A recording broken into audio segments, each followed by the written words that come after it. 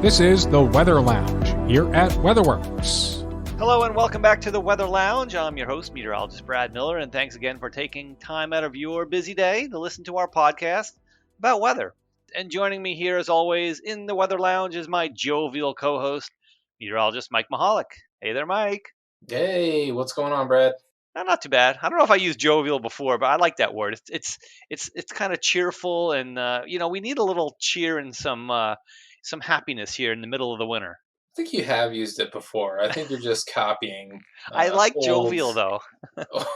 open You are a jovial individual, Mike. So yeah, absolutely, 100%. Anyway, hey, don't we have somebody else here on our podcast today too? I believe so. One Who's of out there? our most special guests. I There guess he it's is. me, right? Yeah. Well, Hey, it's me, guys. What's up? How's it going? hey, it's our production guy, Mike Priyante. and featured meteorologist for South Jersey here at WeatherWorks. Yes, that's right. And let me tell you, it's been crazy for South Jersey so far this winter. I mean, there's places that have gotten more snow in Atlantic City than, well, at least a couple weeks ago. I think back in January, Atlantic City had more snow than Binghamton, although that's probably changed at this point. But still, that's ridiculous that they've had more snow than upstate New York city. It's just ridiculous. And that's what we're going to talk about here on this podcast. We're going to kind of take a break from all the other stuff that we've been doing, and we're just going to talk about what's been going on so far up to this point here in the middle of February, and kind of maybe take a stab at what we're expecting here for the last really month and a half of winter. Yeah, no, absolutely. And it's funny you mentioned that about Atlantic City, Mike, because out here in eastern Pennsylvania, we're kind of in a snow hole. Yeah. Big, little bit of a drought here. I don't have a whole lot of snow on the year. Actually, let me check my notes here for my house. 13.9 is all for the year. Wow. Here in my location in eastern Yeah, and I'm Pennsylvania, up here in the so- Poconos, just a little north of Mike there, and I'll tell you, it's about the same. I mean, we've had a couple of little systems, basically, 3 inches here, 5 inches here. I think the biggest snow we've had has been about a 5-inch snowfall at one time. A lot of little ones that add up, but I'm probably not much different from what Mike is. Maybe a couple more inches, but it's definitely under 20, that's for sure. Yeah, I mean, I had 13.9 on the year, Mike. What did Atlantic City get in one storm recently? A little over 15 inches. Right. So, congrats, Atlantic City, I guess. And they had another one too earlier in the year. I mean, early in the winter, not early Yes, in the winter, that is right, Brad. They actually had another storm, which I believe it wasn't that much. You know what? They had 15 and a half from this most recent storm. Right. But they had about 10 inches from the first storm that fell, Right. which actually brought them more snow than Binghamton, which is crazy to think about. But of course, that has changed. But yes, so far they've had a cumulative total. If I can add this up here, that's 25, about 28 inches so far this year, Atlantic City. Come on, man. And what's their average? Oh, that's a good question. Come on, Mike. You're supposed to have these numbers. Well, let's just say, I think they're above average so far through. They definitely have to be above average. They're well above average. I mean, considering I think the average around the Allentown area in eastern Pennsylvania, I think is around 35 or 6 inches. Yeah. They're definitely over their average. So yeah, they had that much snow in one day. My biggest one day total here is 4. Yeah. That's it. About right. For me, it was 7.5 here in Union, New Jersey. Yeah, that's right. Because Mike, as you get closer to the coast, I mean, they had that one system that was the big nor'easter, but it was the gradient on that thing was crazy. Yeah. I mean, that was definitely good. I did have one fun time when I had a lake effect streamer come through and drop 1 inch. That was kind of interesting. That was back in band. Yeah, it was like mid January, and that was kind of interesting because it was like my own private snowstorm because everywhere else didn't see as near as much. But man, if you discounted that, I'm almost barely over a foot. Now, how about those people out in the in Massachusetts and just man, I mean they've been getting a lot of snow. I mean this past storm was ridiculous. Places got over 2 feet of snow. It's crazy. Yeah, back on late January there, from basically the 28th through the 29th, I believe. Yeah, that was a storm that produced blizzard conditions. Yeah, I mean, but honestly, before that, there wasn't a whole lot of snow even up in southern portions of New England. First part of the year was kind of on the quieter side. It did get cold for a time, and towards the end of November there, but then December wasn't a whole lot. But things kind of changed as we headed into January. That's when we had the pattern starting to shift around. Yeah, I remember. Um, Yeah, I remember we were all talking around Christmas, and we were, I think we did a video around there, and we were actually, I think we were talking about the severe weather in the Midwest, and then we were talking about how there were some signs that we were going to, start with a colder and more active pattern here in the Northeast in early January, and basically that's kind of when it kicked in, just after New Year's, and we seemed like it seemed, what was weird about this January is that we always have like milder spells mixed in with longer duration cold. This past January has been just basically downright cold. I think at least here in the Northeast. Probably the coldest since we've had since what 2014, I'd imagine. Yeah, yeah. It just hasn't been a just a up and down year month. It just basically turned cold and then it stayed cold. yeah, and it's like one of those, anybody who's a snow lover out there, you get the cold with no snow, and you're just sitting there and going like, oh, this is a waste. You know, yeah, it's 9 degrees, but who cares? I'm getting no snow. There's green grass outside. Yeah. How about that one system though? Do you remember it was a couple of weeks ago when it was an Arctic outbreak over the weekend? It was below zero Saturday morning. It was near zero Sunday morning, and then by like that Sunday night, I think it was, a lot of places that were already raining. We went up like 40 degrees in a span of like 24 hours. Yeah, I can't yeah, remember that weekend, but I just remember everyone's like, I can't believe it's raining outside. It was just -4 yesterday morning or something like that. yeah. No, no, I totally remember that one here in the Northeast, Yeah, I think we and had some freezing rain at least to kick off that system because at least the cold air was hard to budge out for a little while. And the surfaces, we were getting freezing rain reports above freezing because it was just so cold on the ground. right, and that can happen. Yeah, and you're absolutely right. I mean, if you have a cold spell like that, those ground temperatures do get below freezing, and they stay there even when your air temperature goes up. So, sometimes it could be like 35 degrees, and you're still getting an icy condition on those ground surfaces because of it. So that is one of the interesting things that can happen after you've been that cold. But I don't know. I guess I'm in a bad mood because my area is just not getting snow, and I'm sure many of you out there across the country, if you're stuck in a snow drought, you're probably feeling the same way. Just one good storm would be nice. Well, they've. I mean, there's been snow in places that haven't seen snow in a while. I mean, there was snow in Alabama, Georgia. Oh, good for them. I mean, it was flurrying. It was flurrying. There was light snow in northern Florida. So, Mike, I don't know how that makes you feel, but Yeah. Yeah, and then every time I do get a snowstorm, it blows around like crazy because I live kind of on top of a hill. So um, I never know what I get. So it's very difficult to measure. But anyway, uh, um, and that's one thing that, maybe we should talk about a little bit is how do you measure snow when it's blowing around crazy like that? Because we certainly had that recently.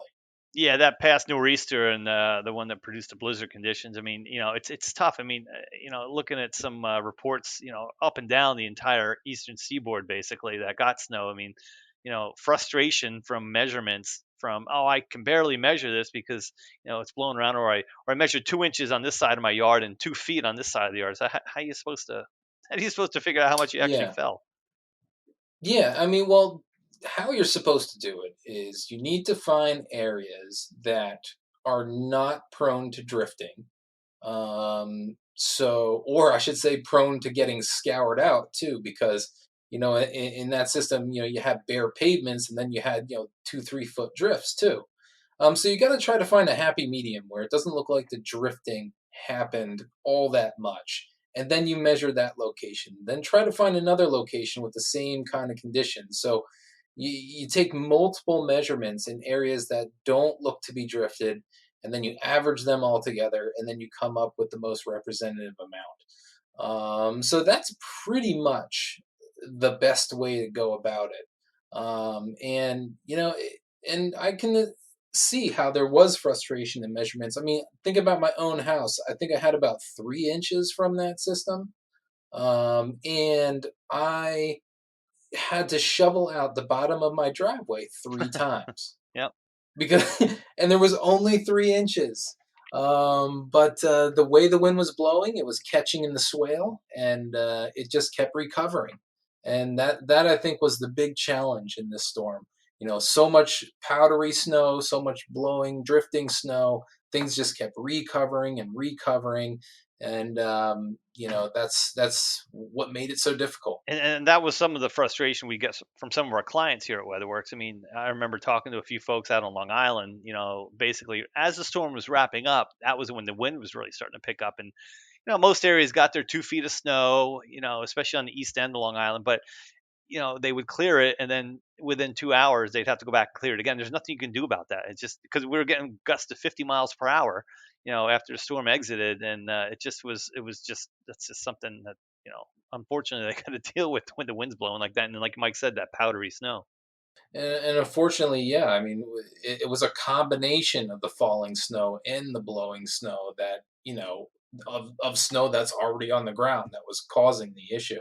I mean, prime example would be if I went back to the 96 blizzard, 1996. I know I'm Yeah. dating myself a little bit. Um, but I remember saying to myself, I was like, hey, I'm going to keep up with shoveling the driveway in this storm, and then it won't be so bad in the morning. So, well, that lasted for about 2 rounds of shoveling, and then I realized that this is going to be all for naught because, I'd come by, I shovel 6 inches of snow off, and I'd come out, a couple hours later, shovel another 6 inches of snow. It looked like I did nothing, and it wasn't. Yes, it was snowing heavy, but it was that blowing snow that kept recovering too. So it just looked like. And you know what? The next morning I went out there. There was, over 2 feet of snow across the entire driveway. So there was really nothing you can do. It's not that 4 feet of snow fell. It's just that it kept Yeah, I blowing remember that shut. one too. Although, you know what, you could have just waited till the weekend, Mike, because the one thing, I mean, I remember the snow in that storm because I think it was like the highest amount of snow I've ever seen on the ground. It was like up to my chest. I'm not a tall guy, but Yeah. still, you can barely move with snow. But I remember the flooding issues after that storm. Mm, I mean, yeah, the absolutely. Susquehanna was so bad, and then you had ice jams, and on top of that, you had 3 feet of melting snow. I mean, I think it got into the 50s that next weekend with heavy rain. It was just a recipe of just the worst you could possibly imagine. Yeah, certainly was an interesting setup there. But I would say back to this year, let's go over a little bit like, hey, why did the pattern change in January anyway? Um, you know, um, It's been an odd La Nina though. I mean, usually it's a milder February after a or I guess we're going into a bit of a milder pattern, but it hasn't been a typical La Nina so far this winter. I guess maybe it's just a weakening La Nina is kind of what I'm reading. I'm not an expert on that.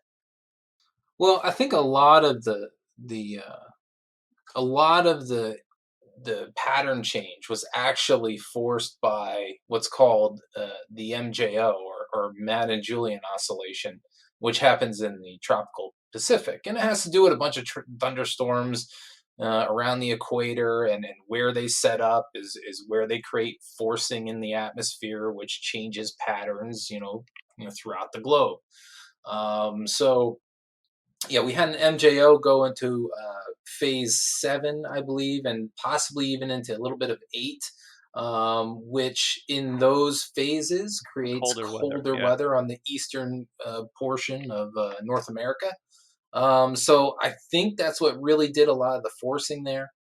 Yeah, most of December and stuff. Yeah, we were in the kind of like 6 and 5 phases. But once we headed into that, that's when we started seeing that pattern change.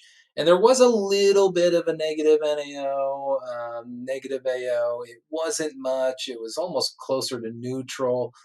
And then the only other positive thing that was going for us was then the the PNA. which is the Pacific North American. That was positive. Yes, that was positive, which is a big ridge of high pressure on the west coast, who was getting annihilated, by the way, For a while, yeah, and that's when we were mild. Yeah, and that was when we were mild. with so much snow. It was ridiculous. I remember, helping out with our certified snowfall totals product out in California. And I mean, we were talking about days and days of snow and talking about amounts that were, you know, 48 inches, 50 something Let me guess, inches Lake over like Tahoe? a 3 day span. Yeah, yeah, yeah. Lake Tahoe, Truckee, those areas in there were just getting slammed. And I don't even know, have you ever been out that way, Priyante? Out in California? Have you been to Tahoe or Truckee or anything like that? No, but I did used to live in Arizona when I was Hmm. a kid. So I barely remember, but I'd also never seen snow out there when I was little, so I can't say. Well, that has nothing to do with Tahoe. I just remember seeing the cameras like from Caltrans and stuff of the passes, like Route 80 going through the pass there, and like they got these everyone that have to have chains on, and even with that, some of these places were impassable. They had to shut down for like 24 hours just to get enough snow off the road. I mean, it's crazy. Now, granted, they're what 7,000 feet up in elevation, but still, I mean, 4 feet of snow is 4 feet of snow. Yeah, I mean it was crazy out there. I was hoping maybe that Mike you were out that way. I mean, I don't know. I took a stab at it. Maybe you're an avid skier or something. I don't know. I've actually never gone skiing or snowboarding. Ooh, I have gone ooh, tubing, Tubing's tubing. fun. Okay, but that's it. Tubing, yes. And I went tubing in the Poconos. perfect. So, yeah, but I have never gone skiing. I've never gone snowboarding, especially out in the Rockies. I've never, ever. I've gone skiing once, and that was also in the Poconos. I think it was over at Big Big Boulder. Boulder, yeah. Okay. Yeah, Jack Frost, Big Boulder. and yeah, it was one of the two, Jack Frost, Big Boulder, somewhere over there.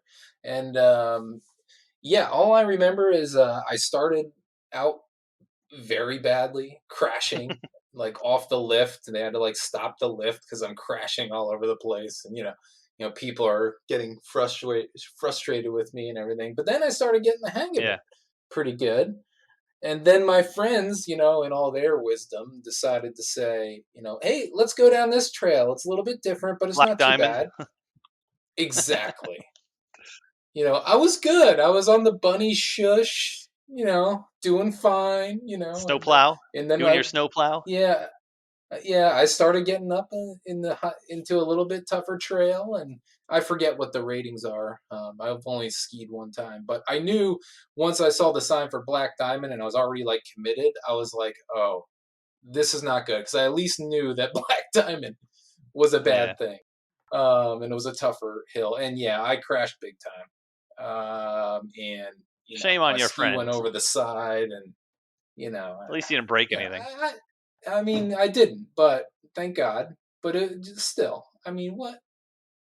Well, you know what? Let's talk about the two buzzwords that we always hear about in the winter, and then we can kind of move on to some general topics. All right. Well, the first one obviously is always polar vortex. So where's that been all year? I mean, every year polar vortex. Right? Remember when that was big in 2014 when the first year they became sensationalized? Like, the polar vortex is hitting your backyard. Yeah, that's a thing that kind of drove me a little bit nutty when it first started coming around, and polar When vortex is was it going to showing hit up here. my area? When am I going to get the polar vortex? Like Yeah, it's a like storm system. Like, I mean, it's an air mass.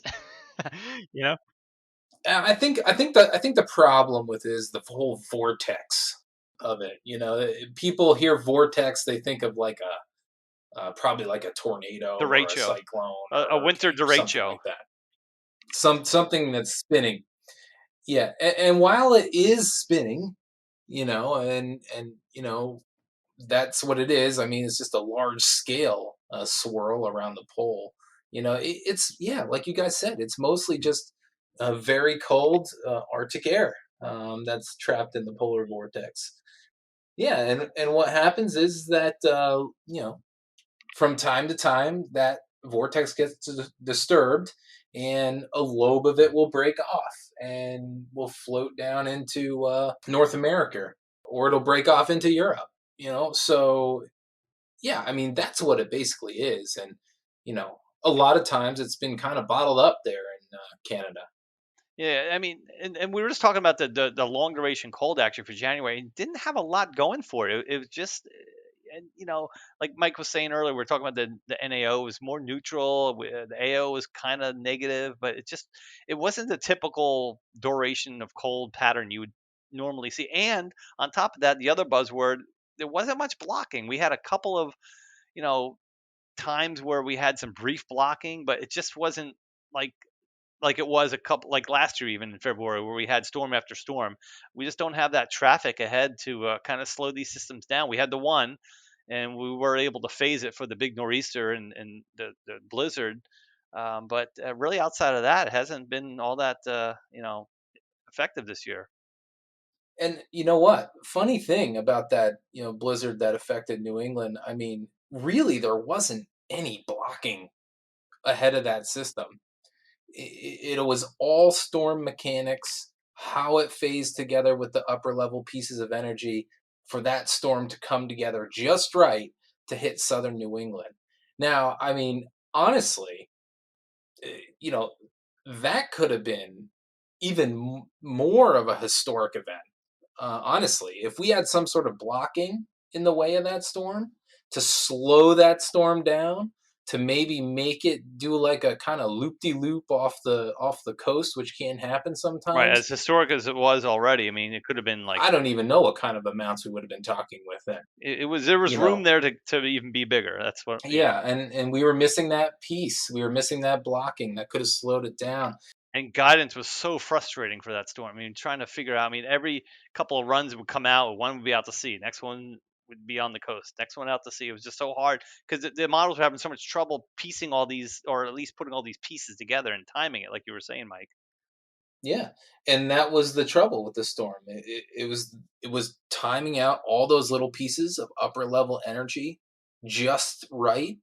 And when it comes down to that, models are going to do fairly poorly, because they're just having trouble thinking, well, which one of these pieces is dominant, which one is going to phase with another, when are they going to phase? That's why you saw such a wide range in guidance. And it was like you knew the storm was going to happen, so somewhere was going to get hit, and it was just a matter of where exactly will that happen. The 50 to 100 miles, which side of that was, and then that was going to be your gradient, and basically who got the heavy snow and who got only a little bit of snow. I mean, case in point, we talked about Atlantic City before, Mike. Like I said, I had about 3 inches or so of snow here in right near the eastern border of Pennsylvania, on near the New Jersey border. And how much again was down there on Long Island, or not Long Island? I mean, Long Long Beach Island. I meant. Um, I mean, they had anywhere from like 15 to 18 inches along the Jersey Shore. Yeah, I mean crazy amounts. I mean that's not that far. As the crow flies, I mean, what is that? 50 miles maybe. So it's insane how that worked out. But hey, what about going on through the rest of winter here? What are we seeing, guys? Well, we should consult the groundhog, right? Of Absolutely. course, isn't that where we go first? I don't even know if I remember. What did he end up doing this year? He saw his shadow. So that means more winter, right? 6 more weeks of winter, yeah. Back in Punxsutawney, Pennsylvania. Saw his shadow. Yeah, I never got that because when you think about it, it's early in the morning, and like also there was a lot of fog that day. Yeah, I don't know how he always see. Yeah, I don't understand that. So There's no truth. It's whatever they want to say that year. I guess there were so many people though there this time compared to the last really 2 year. Oh, I guess last year only because the year before that was before the yeah, pandemic. But they they flip a coin. That's probably what it is, right?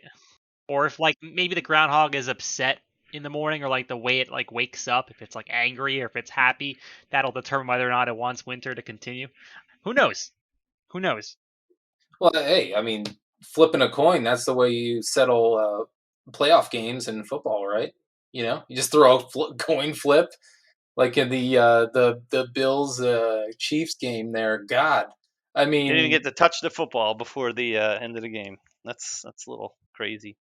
I understand what the rules were, and are, but Yeah, man, I yeah, that just was a felt like crazy that was game. incredibly unfair in that type of shootout situation, where you couldn't at least put it in the hands of the other team, to see what they can do with it. We'll talk about football in a second. They're all waiting for our forecast here for the rest of the year.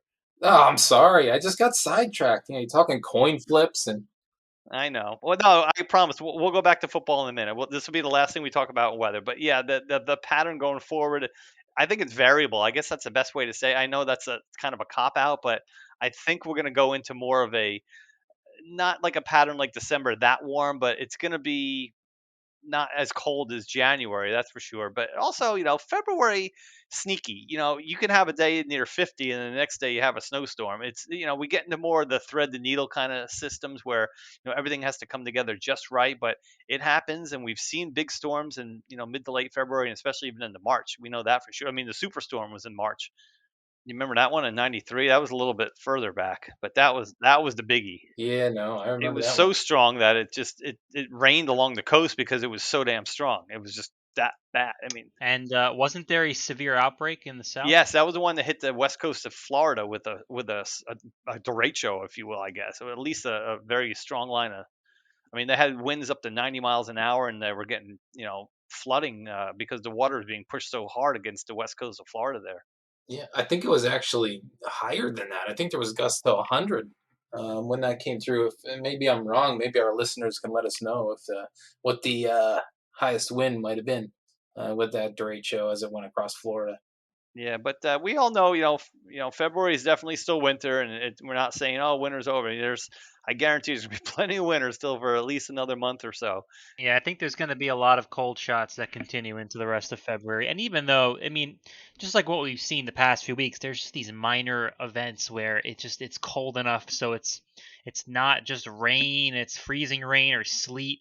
Just annoying events like that, and then we'll have the occasional big storm that could potentially develop again, in sometime this month. So, it's still be winter. We're not going to be in the 60s and 70s just yet. Maybe the 50s, but not exactly, spring weather yet. Yeah, I'm with you. I mean, a lot of talk's been going around recently about something around Valentine's Day, and that does look like a possibility. We do get a big ridge on you know the west coast of North America there, so a positive PNA pattern, and then a subsequent trough across the eastern portion of the United States. Whether or not that builds into a major storm is yet to be seen, but at least the pattern and the pieces are kind of there. That something could happen, but I'll be honest with you. I mean, I don't know. Lately, I haven't seen anything really coming together on the models. I know there was a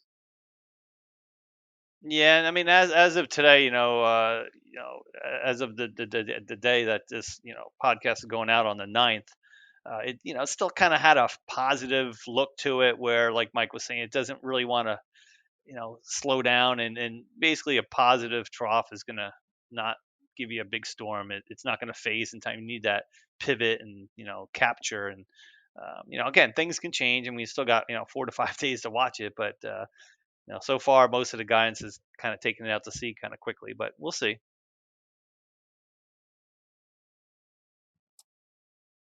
yeah.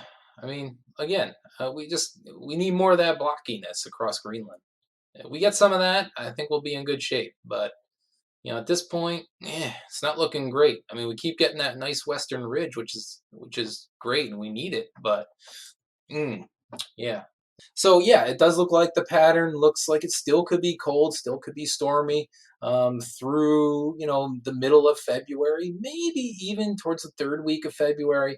But after that, might see a bit of moderation as we head into March, and then maybe that's where Brad's coming in with his more variable, with spring kind of encroaching around the corner there. So Yeah, we'll see. Some of the long range guidance has that kind of subtropical ridge, kind of nosing its head back towards the northwest and off the coast of the southeastern United States. So basically, that's why we were so warm in December. Not warm, we were milder than average because of the active southeast ridge, and I think that may kind of come back for the end of the winter here. But again, we'll continue to monitor, and we're not done with winter anytime soon. That's for sure.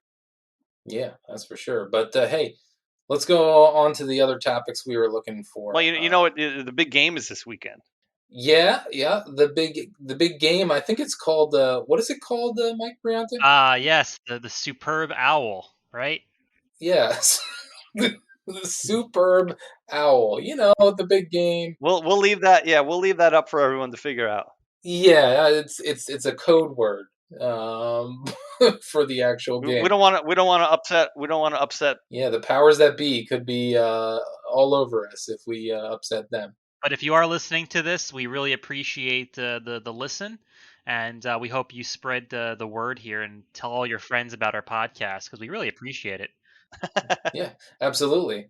Anyway, the Rams against the Bengals. No, that'll be. Yeah. It's been a good playoff run for both teams. I'll tell you, I think the Bengals have been the most entertaining team so far. Yeah, I mean they have been for sure. I mean, I gotta say, I don't know if I would have predicted the Rams and Bengals in this go round. I mean, I was kind of figuring, Kansas City was going to be there with. Yeah, I thought maybe it was gonna be like Chiefs against Tampa or something like that. Absolutely, that's what I was at. I mean, I figured, well, Brady will pull it out somehow. I thought it was going to be Brady and Mahomes in the big game again, but I guess it just didn't pan out that way. But hey, this young kid Burrow, he's pretty good. Yeah, I gotta say. I remember when he played for LSU just a couple of years ago. I mean, he's the. I don't know. I just like his attitude. I like the way he's playing. I mean, if I was to say anything, I'd kind of pick the Bengals to win this one for some reason. And you know what the weird thing is? The last time, although I'll tell you, some of the things I've been reading. The last time that the Rams were actually in the big game was the year before Tom Brady started his career in the NFL. Wow. So what you're saying is that because Tom Brady's retiring, it allows the Rams. It's almost like it's meant to be. Right. Again, you know how everyone goes back, and there's always these. I gotta laugh because my dad's funny about that kind of stuff. He's like, "Where do they come up with these kind of statistics?" Yeah. When we're watching a sporting event, it could be any event. It could be golf, NHL.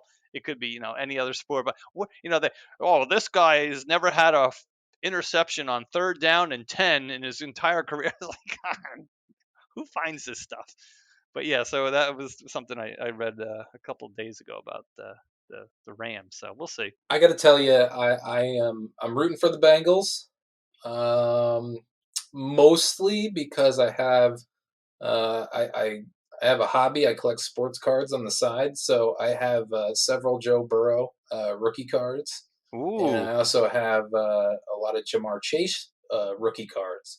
So wow. I am sitting on those puppies, and either one of those could be the MVP of the big game. So you know that. I'm kind of hoping that they pull this out because I know where the prices of those rookie cards are going to go afterwards. And 90% of the time the winning team of the big game, the quarterback is the MVP, right? The quarterback is almost 90% of the time the MVP. So. Right. I mean, think of it though. I mean, it'd be great for Joe Burrow to pull this out because last year he had the ACL injury. I mean, to turn it around, come back, take your team to the superb owl. I mean, I love this. It's pretty good. I hope this catches on. Maybe it'll catch on, and people will be. It's pretty good. But otherwise, there's more things coming up as we head out of winter and go into spring. I mean, I don't know if baseball is going to happen with the whole lockout. You never know there. Well, we're kind of going towards spring. Actually, I get all my little messages from my alma mater, Millersville and stuff, and I'll see them on Twitter or I follow them on Twitter, and like, Millersville baseball began this past weekend. So I'm like, oh my gosh, I'm playing baseball. I guess they traveled to North Carolina. I mean, we're a Pennsylvania school, but a lot of the northern schools, I guess they go down south for the first couple of weeks, but they've played their first game already. It's crazy, and first week of February. So I'm sure Penn State. I don't know. I would imagine they go down south too, or you can't play baseball up here Yeah, yet. I don't know. I never really followed Penn State baseball, so I don't know exactly how I that think a works. lot of the schools go down there for spring break and stuff, and they play a lot of games just to get going. But I mean, you have that going on, and then of course, I think the Masters coming up Yeah, there. a couple weeks ago, I can't remember what game it was. It might have been, I know it was one of the playoff games on CBS, but they ran their, I think it was the first Masters commercial, and again, that's like the first sign of springs, and they're like, join us at Augusta, and at that time it was still January, but think about it, I mean, second week of April, that's the Masters, so I mean, we're about 2 months away already from the Masters. Hard to believe. Yeah, I feel like that's always the end game. Like when you get to the Masters, and you're like, okay, winter's behind us. Yeah, I've heard you say that before. I agree. It's time to get going, and That's the big switch. yeah, the big switch. That's for sure. And didn't you say before, Brad, that they have a meteorologist or something like that does the weather for the PGA? Yeah, well, no, they have a traveling crew of meteorologists. Yeah, they go from event to event. I don't think it's the same guys all the time or women. It's just they all I think they take turns and they go in a couple of week shifts. But yeah, they travel with the tour, and it's funny because I follow one of the guys on Twitter, and they talk about how they like to see him out and about because that way they know that the weather's good, and just out watching some of the tournament. Otherwise, if obviously the biggest thing they're worried about is lightning, and you got you know you know hundreds of golfers, 150 or so golfers on the course, plus the thousands of patrons, out there, and that's the biggest threat, of course, is lightning is hard to find shelter in the middle of a golf course, let alone trying to get thousands of patrons into safety and things like that. So Aren't you taking off from the 4th through the 10th in April? me, well, yeah, I got my invite from Augusta. Yeah, What? Yeah, I think I saw something about that. I see what's going on here. yeah. I You're going wish. to be the traveling meteorologist, aren't you? I've been to Augusta though. I've been there twice when I lived down south for many years, but it is a neat place, that's for sure. I mean, I would love to go back, but it's some place that if even if you're not a golfer, it's just so cool to be in. They're very it's like pristine. It's unbelievable how cool it is there. And if you do watch it on TV, the TV does not give it justice of how hilly that course is. I mean, it's ups and downs between the tee boxes and the greens, and there's one hole actually where they let people walk all the time. It's between a par three, like the tee box is on one side, is up here, and then the green is up on the other side, and there's so much distance down in the valley between the green and the tee that you can't see people walking back and forth. So balls are going over their heads. Now, granted, hopefully these guys aren't going to top the ball and hit somebody Yeah, crossing, you but wouldn't think. they let people cross while they're playing the hole because there's just probably a good 150 to 200 feet in between the hole and the green. So yeah, it's neat. Hey, why don't we wrap this up with plans? Anybody going on a good vacation this Not summer? really. Oh, this summer? Oh, I don't know yet. That's still a little too Yeah, far I'm out still a for little. me. Kind of a spur of the moment. Okay, well, this was a really boring question. All right, great, everybody. You know, Well, you know what, and that's actually a neat. We were talking. You mentioned baseball before. Now, my question is, Graham, there's the lockout so far. Hopefully, they can fix this thing up here in the next couple of weeks and start on time. I know they already said spring training is going to be a little delayed, but what does that do for like the AAA clubs? Like I like to go to Lehigh Valley, down there and even up towards Scranton and see the Yankees farm system. Do they play, even though the major league is locked out? I mean, I don't know what the. good question. It sounds like we should have a person from the MLB on, maybe, right? I mean, Yeah, that's a good idea. we should have that could be a future episode. I'm thinking about it now. We could talk about this is going to be more so for spring training or whenever that happens. But I'm thinking of maybe a topic around, baseball and weather. That could be interesting. Well, we had the Eagles. Yeah, Tony Leonard, the grounds. Tony Leonard on the grounds. Yeah, he's in charge of the grounds there at Lincoln Mhm. Financial, and so that was a good podcast. I enjoyed that one. But yeah, maybe we'll do something with baseball, especially as we get into spring and we get out of winter. Yeah, that sounds good. I mean, well, I'm glad my vacation planned question flopped. That was awesome. Check back in another month or check two, then back. we can all. Yeah, next podcast. Maybe we'll have a better answer for that. And not, I don't really have anything going on, guys. But anyway, I think that does it. That's it for our podcast for this week. Thanks for joining. Thanks for listening. As always, find WeatherWorks on social media and come back in 2 weeks. We'll have a new episode right here on the Weather Lounge.